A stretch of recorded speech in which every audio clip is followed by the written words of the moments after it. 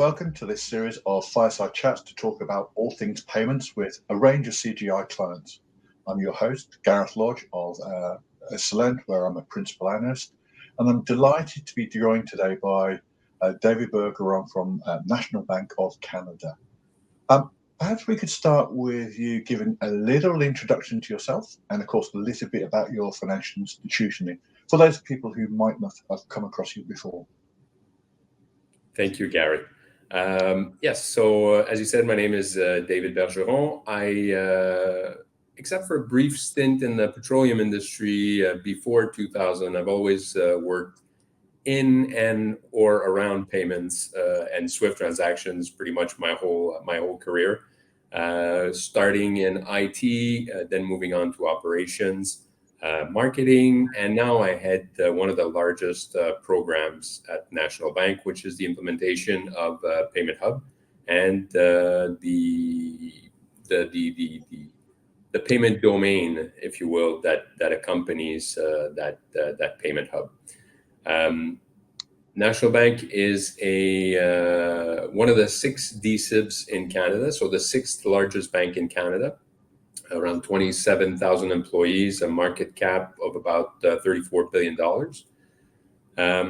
We're a super regional bank with a lot of ambition, I would say. So we are present mostly in the province of Quebec, where we're the first bank, of course, and working on penetrating the rest of Canada.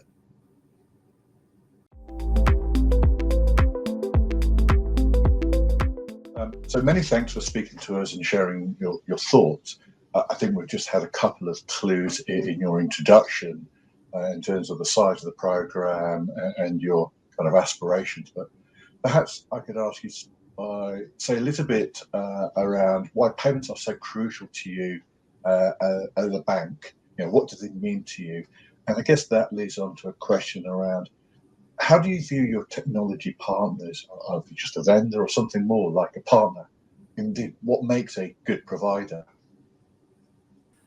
So as you said, Gareth, the key word there is partner. I've been showing and demonstrating to all the folks at the bank how every transaction we do in a bank, whether it's an investment transaction, whether it's the closing of a big acquisition, whether it's a merger, whether it's your paycheck being deposited, whether it's your mortgage being paid, whether it's a transfer between your investment account and another investment account.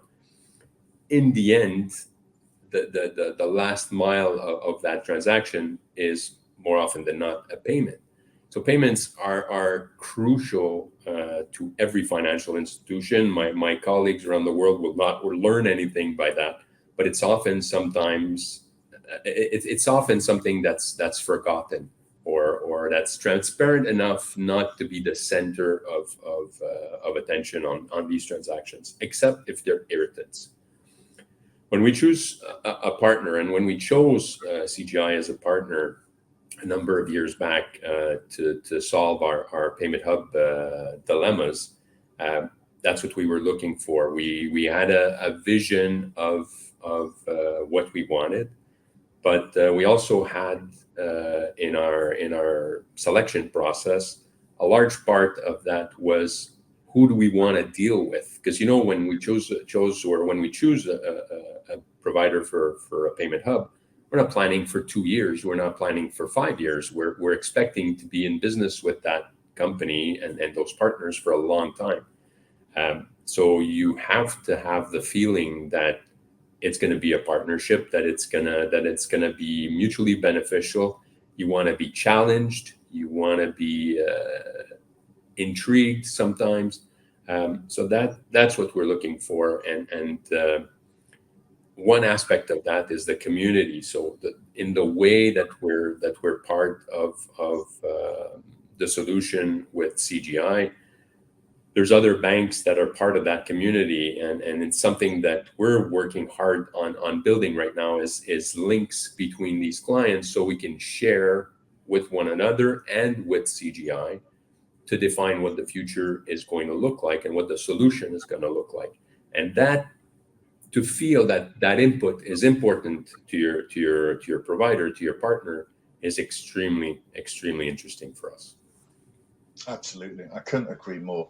I think that reliance on each other to drive the direction of the product is absolutely critical. Any disconnect and quickly it doesn't work for either party. So that makes entire sense.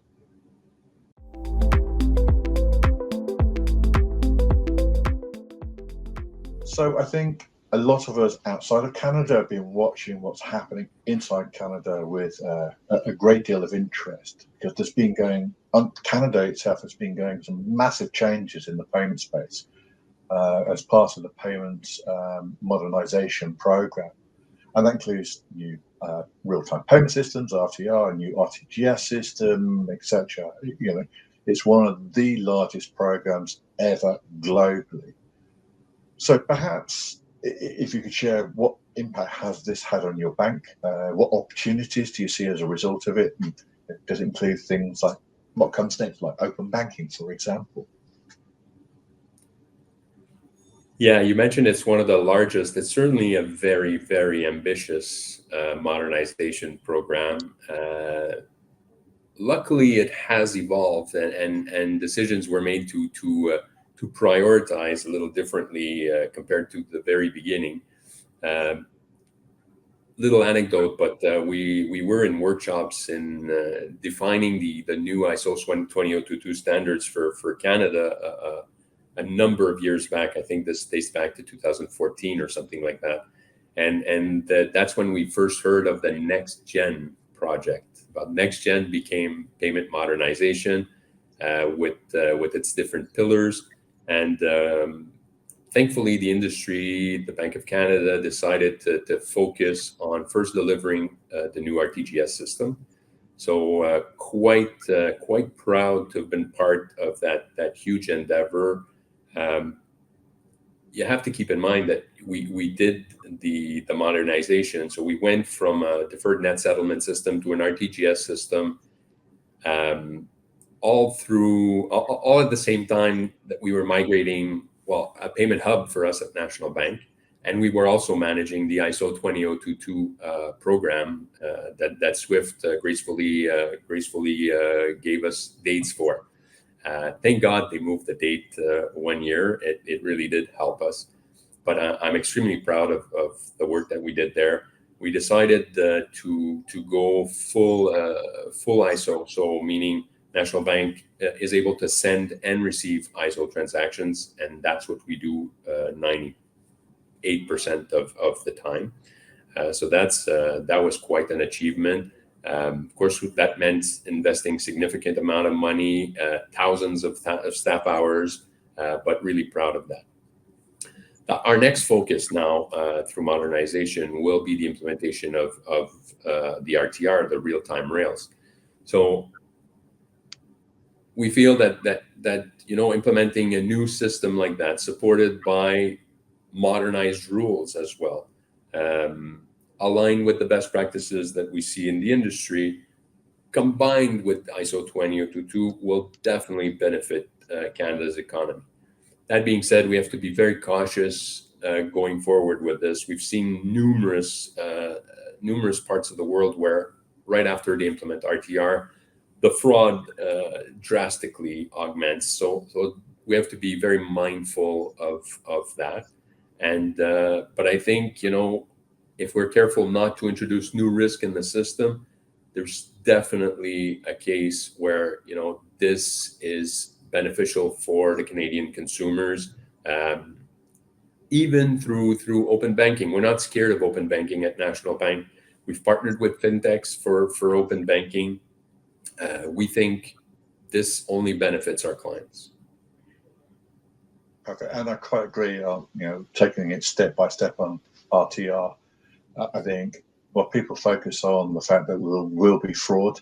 I think we forget that there's fraud in all payment types. We've just had 20, 30, 40 years to figure out the best ways to tackle it. So it's about taking those steps and understanding that process to get to the same level of robustness in checks going forward as well.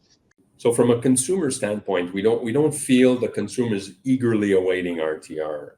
We have something in Canada called Interact Instant, which is targeted for the retail customer, which to them is an instant payment. The clearing and settlement part of the transaction is not in real time.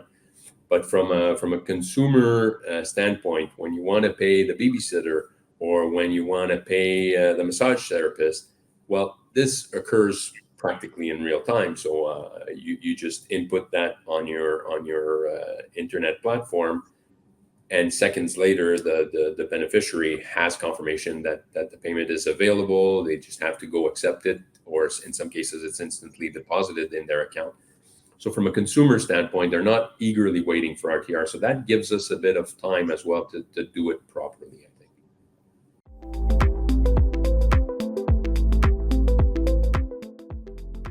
So you've mentioned the ISO 222 program and how much volume you're doing in that space. And of course, the swift migration and the challenge that gives many banks to get ready in time. It sounds like you are quite well advanced in that process if you're doing 98%, I think. So I guess what advice would you give to others who are on that journey, and what kind of benefits are you seeing already and you foresee in the future? Because I think that sometimes has got lost in the whole program. It's been seen as a technology program rather than quite why we're doing this and what it enables in the long term. That's a very interesting question, because yes, as you said, and as I said earlier, we're in advance in the sense that we're sending and receiving ISO messages, but we're also not doing everything that we're going to do with ISO 20022. So recently at an industry event, we were talking about the ISO migration and saying, there was that deadline in 2022, but there's another deadline that's coming really fast, and it's 25. And there is a lot of stuff to do. For us, for example, in Canada, the regulatory reporting that we do still cannot be done in ISO 20022. So for a bank like us, where we decided to implement a native ISO 20022 solution, we're storing the data that we receive on ISO 20022 capable solutions. Yet we have to translate those back to MT to push them to our regulator. This is going to come along in the very near future. The other thing is we're doing that for payments. We're not doing that for cash management messages yet. So that's still part of our roadmap. And it's not a small endeavor. SWIFT has recommended that we don't encourage the use of additional data for the first year. Although we understand that, it also delays the possible benefits of ISO 20022 from our standpoint. That being said, we're not a bank that insisted on migrating our clients to ISO 20022 either. We wanted to make sure that there was a certain level of maturity, that perhaps the standards for that were going to be governed a little bit differently in Canada, or standardized, let's say. That still has not really happened. And we think there's definitely a benefit, or there would be a benefit, at least for the Canadian community that we serve, that there's a form of standardization in there. So if they communicate with their national bank, well, it goes one way. If like many of our clients do, they have an account with another financial institution, well, why does it need to be different? Why do they have to have that flavor of ISO 20022?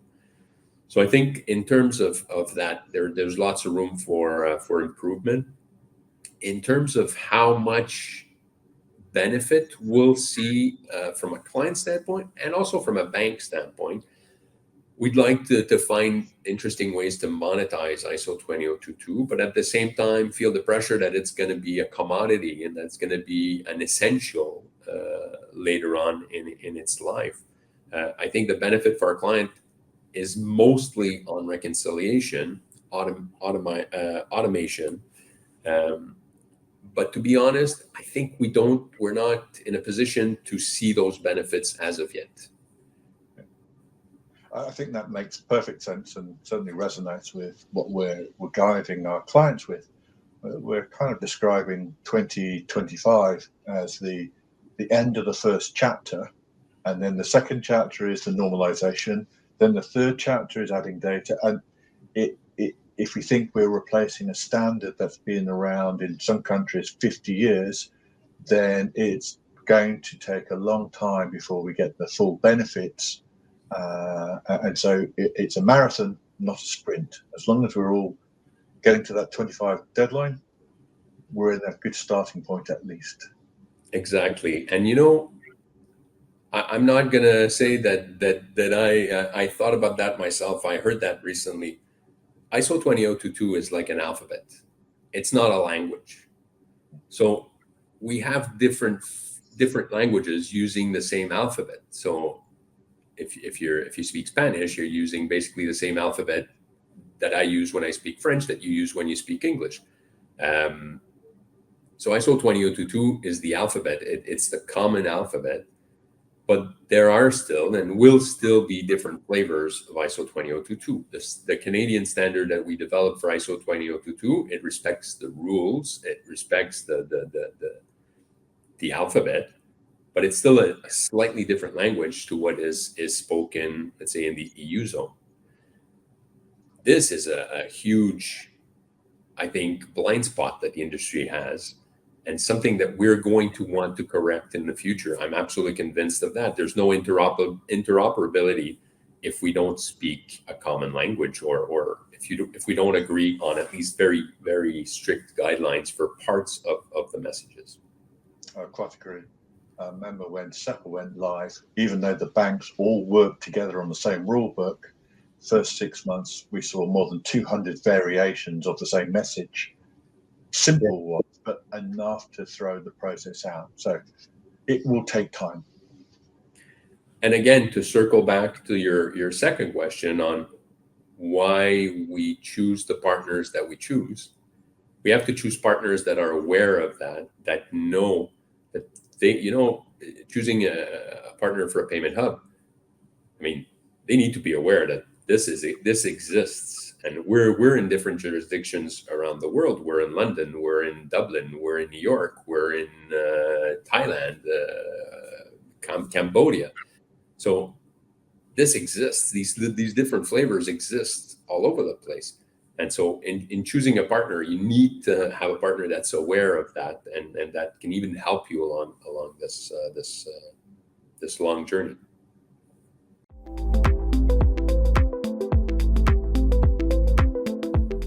So finally, the pace of change in payments continues to accelerate. If we thought the last 10 years saw a lot of change, I think the next 10 years is going to see even more. Not just new demands, but also many new possibilities. There are two areas that really are getting everybody's attention over the last 18 months in particular. So how do you view these? I mean, I'm particularly thinking about APIs and, of course, cloud. Again, an interesting question. I think, Gareth, the industry is definitely going cloud. National Bank has changed its views on the use of cloud. We see many vendors for many different solutions going or having offering for cloud, service bureau, software as a service type thing, and we're definitely going down the same path as a bank. The one thing that not being a technology person, I'm on the business side. Although my past was in IT, my present is not. The question that I've asked my team at the very beginning of the payment hub is, okay, let's say we go in the cloud, so we have an instance of that in one city in Canada, another instance in another city of Canada. Should we add a third instance with a different provider? So these are all options that we're exploring. One thing that worries me is systems do not exist on their own. So our payment hub has to communicate with our sanctions trading tool. It has to coordinate the deposits in the DDA system. Legacy systems that will never be in the cloud, but systems that might be in the cloud when you take the life cycle of a payment transaction. So you can think of having a solution for pricing, let's say. So you're gonna do an API call or call a microservice to get that information. That system might be in the same city that your system is, but it might be 1,000 kilometers away. It's hard for me to imagine where we tend to want to go to real time towards real time solution. I understand that the networks constantly improve and we can so far manage the latency, but that to me is a puzzle that needs to be solved, because as everybody's going in the cloud, I see this little mileage or this path that the transaction has to go through as mileage, and you realize that one single payment transaction can travel 10,000 kilometers, and all of that needs to happen in the shortest period of time as possible. So that's one of my worries with everything going cloud. From another standpoint, more of a financial standpoint, when we move towards cloud-based solution, it's part of the thing. But if we move to software as a service or service bureau, we also shift paradigm on the financial or on the financing of projects. Now you end up with projects with large operational costs that are going to follow the project for a long time. And for a while, I saw that. I'm gonna say me. I saw that as a way to protect for the bank to protect itself. Because sometimes, when you have a payment system in the bank, it works fine. You don't have any outages. You have a certain level of budget. You're going to be tempted to lower that budget. If things go well, you're going to say, okay, I have $1 million a year for that system, but there's no outages. Everything goes well. Oh, next year we're going to lower it to 800,000, and then 10 years down the road you end up having $100,000 for that system. Well, you know what? The next time you have an outage, it might cost you more. So that was, I saw that as one way for us to protect ourselves, saying, okay, we give the management of that platform to somebody else. It's going to cost us more, perhaps in the short term. But we're also going to protect ourselves from not reinvesting, not updating that platform, not making it ready for the future. So that's also an interesting aspect of cloud-based and service as a service bureau solutions. Lastly, on the APIs, that is also somewhat of an interesting puzzle that we talk with CGI a lot for the payment hub. So a different APIs are available. Swift has some APIs available. Some of our banking partners have APIs available so that we can work with them.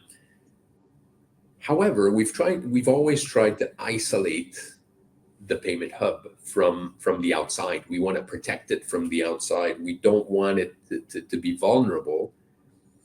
And now we have to find ways to interact with the outside in a very secure manner, and that takes time. That takes a lot of thinking, and it's something we have not yet resolved.